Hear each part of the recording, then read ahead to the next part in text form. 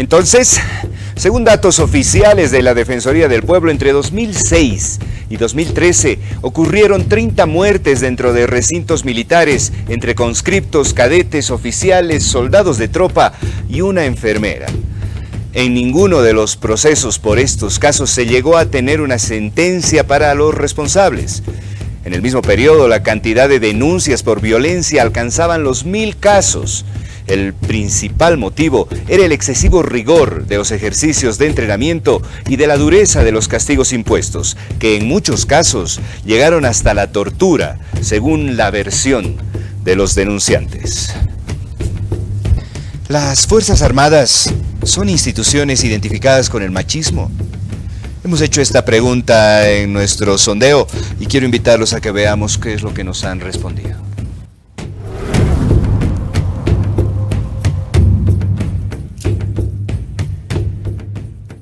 No, machista ya no. Sí, antes tenían pues esa verticalidad de que solamente se recibían hombres en el colegio militar, e incluso daban normas, ¿no? Unos 70 mínimo, pesos y cuestiones. Ahora ya tenemos pues mujeres oficiales en el ejército. No es violenta, no es violenta. Machista podría ser porque la mayoría del ejército están, digamos, varones. Yo imagino que no, porque no se estarían protegiendo en esta pandemia. No, las Fuerzas Armadas cumplen con su objetivo, ¿no? Que es de cuidar a la ciudadanía, estar al lado de su pueblo. Por lo tanto, no lo veo que sea una institución machista.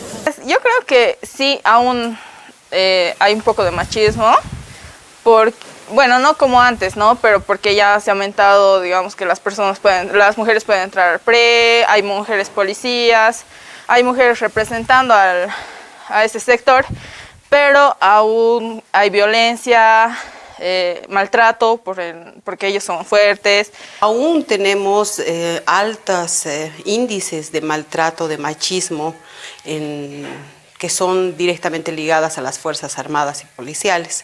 Y más aún en este tipo de formación que, entre comillas, digamos, es como para machos, ¿no? El que puede, el que tiene la fortaleza, el que va a superar todos los obstáculos. A nivel nacional existen muchos casos, incluso de feminicidio, que son realizados por militares y también por policías. Yo creo que no, porque ahora hay oficiales, se ha abierto el servicio militar para mujeres y todo eso involucra, digamos, ¿no? Entonces no creo que sea para llamarlo machismo.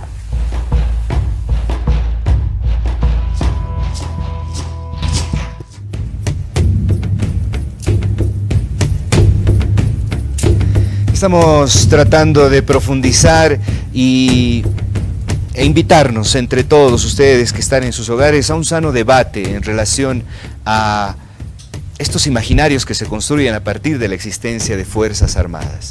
Cuánta violencia se reproduce al interior de estas instituciones y cómo esta violencia luego se puede estar convirtiendo en ejercicios que, especialmente a los hombres, nos están llevando a estas prácticas de violencia tan recurrente, no solamente hacia las mujeres, que ya es preocupante que pase, sino en general. Pareciera que los hombres tratamos de implementar la violencia para resolver nuestros conflictos. Nos vamos a ir hasta México para conversar con el especialista. Bueno, quiero saludar a Alberto Posadas, es doctor en Antropología Social por la Universidad Nacional Autónoma de México, es miembro del Sistema Nacional de Investigación del Consejo Nacional de Ciencia y Tecnología y tiene temas de investigación en criminalidad, violencia, seguridad humana y cultura militar. Alberto, te agradecemos mucho esta apertura y que podamos comunicarnos hasta México contigo. De verdad, muchas gracias. No, muchas gracias a ustedes por la confianza, la invitación, y va a ser muy enriquecedor dialogar con ustedes. A ver, Alberto, hoy estamos debatiendo el tema de el por qué dentro de la formación militar se acentúan tanto y como que se refuerzan actitudes que están muy referenciadas a la masculinidad hegemónica, a que a partir de la violencia o podamos pensar en una formación de nuestro temperamento, de nuestro carácter, y que esto a lo mejor sería un valor para la convivencia. ¿Qué consideraciones tienes tú al respecto? Sí, sin lugar a dudas, y en realidad no es nada nuevo. La institución militar como tal, a lo largo de la historia, de la civilización misma, inclusive siempre ha existido, ¿no?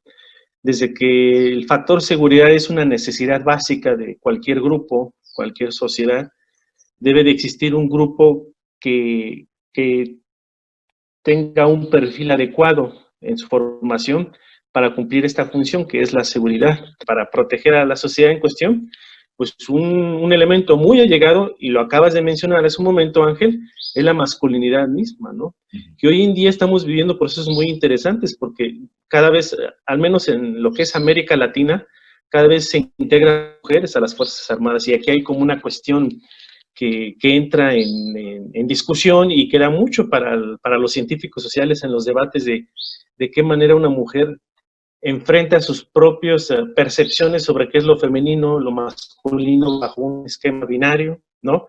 Siendo que es miembro de una institución altamente masculinizada como son las Fuerzas Armadas. Ángel. Claro.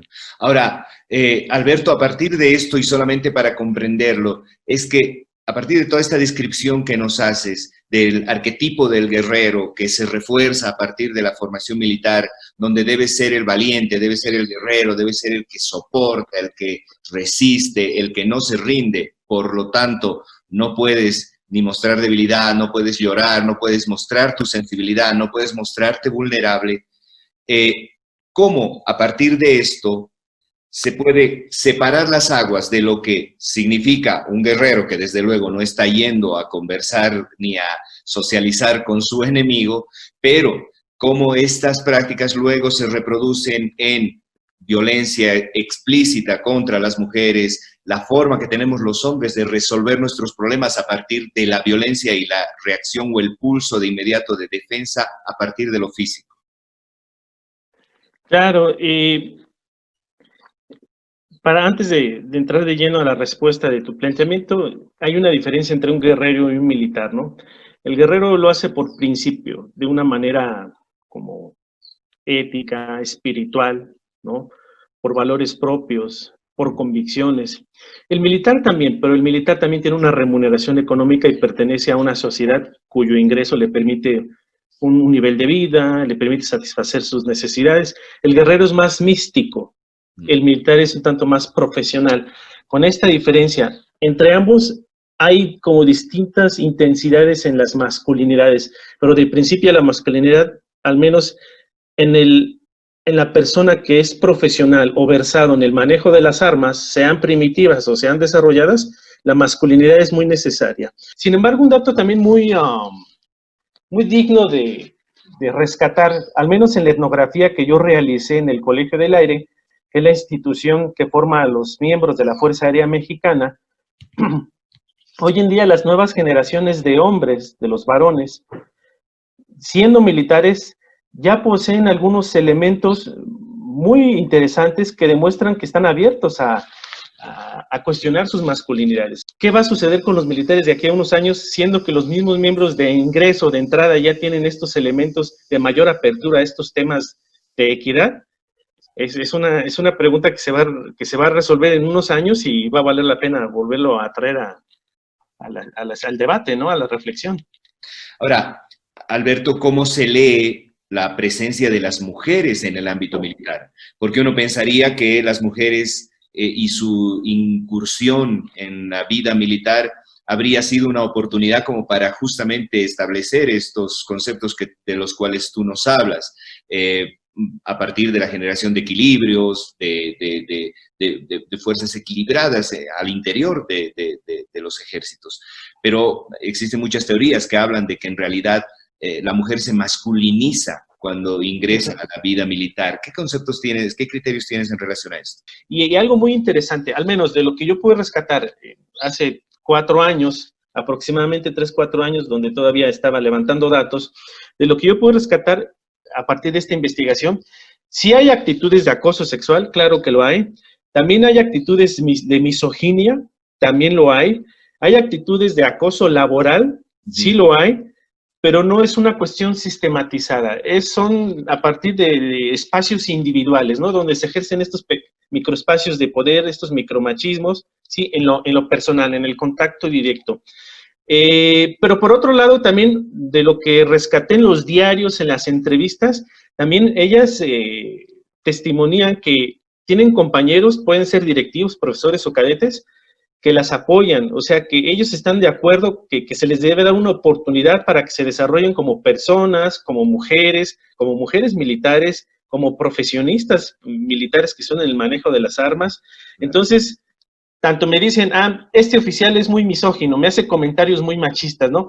Pero este maestro siempre está apoyándome, me dice que él está de acuerdo que tenemos derecho a estos espacios. Dada esta discusión, están implementando políticas de apertura a las mujeres. Por ejemplo, para el caso de México, es reciente, ¿eh? Para el caso de México, ya el servicio militar para las mujeres es voluntario. Y algunas chicas inclusive han ingresado, porque ellas quieren aprender un poco de cuestiones militares,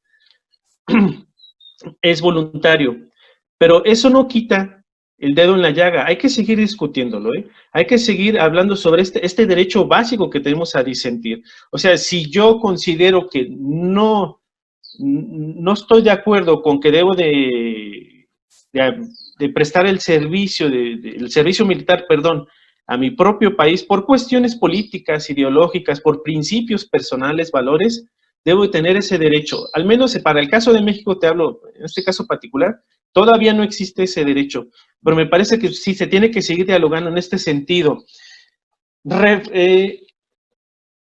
Establecer el servicio militar obligatorio refuerza las masculinidades, si por ahí va más o menos tu indagación, me parece que sí, en ese sentido sí, es obligatorio. Los tratos y los testimonios lo atestiguan, si eso es una forma violenta, machista, donde se debe de prestar este tipo de servicio, ¿no? Pero finalmente también mucho tiene que ver con las necesidades de cada país. Un país como México, un servicio militar obligatorio, un servicio militar que hay que prestar a partir de los 18 años, al menos en el caso de mi país, ¿qué tan necesario es? ¿Y sabes lo que sucede, Ángel? Que los muchachos cuando los obligan a hacer el servicio militar, ¿sí? En realidad no les enseñan el manejo de las armas. Los ponen a medio marchar en alguna plaza de maniobras de algún cuartel, ¿no? Los ponen a pintar banquetas, jardinería, o sea, en realidad no les ponen a hacer un entrenamiento militar que sea necesario en caso de alguna invasión, dado que la diplomacia mexicana, sus instituciones no tienen enemigos fronterizos, a lo mejor no hay la necesidad. Un país como Israel, repito, un país como Irak, que tiene otras situaciones geopolíticas complejas, ¿cómo lo resolverían?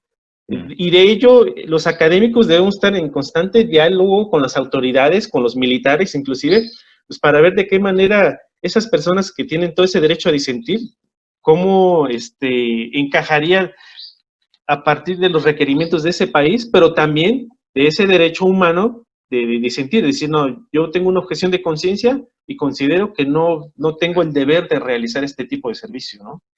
Alberto, te quiero agradecer mucho. Esto último que has dicho es realmente sensible, ¿no? Países que realmente podrían prescindir de las Fuerzas Armadas porque están constituidas a partir de la paz, porque tienen aspiraciones de convivencia pacífica con todos sus vecinos, los tengan o no. Y países como Israel o otros países en Medio Oriente que están prácticamente obligados a comprender que su contexto social es de la convulsión, es de la presencia de instancias armadas. Qué lamentable, de verdad es que ese es otro debate y seguramente algún rato podremos hablar de la necesidad de crear estados-naciones que realmente enarbolen la paz y que se acabe, ojalá en algún punto de la humanidad, este pulso que a veces tenemos los humanos de invadir, de tomar posesión, de hegemonizar algunas otras culturas o sociedades. Alberto, te dejo un abrazo muy grande, te agradezco mucho, desde Bolivia te abrazamos y esperamos que tu familia y todos estén muy bien allá. No, yo les agradezco mucho, fue muy enriquecedor dialogar contigo, saludos a todo el auditorio y también abrazos desde México a la hermana República de Bolivia. Eso es, gracias Alberto, un abrazo enorme. Igualmente, hasta luego.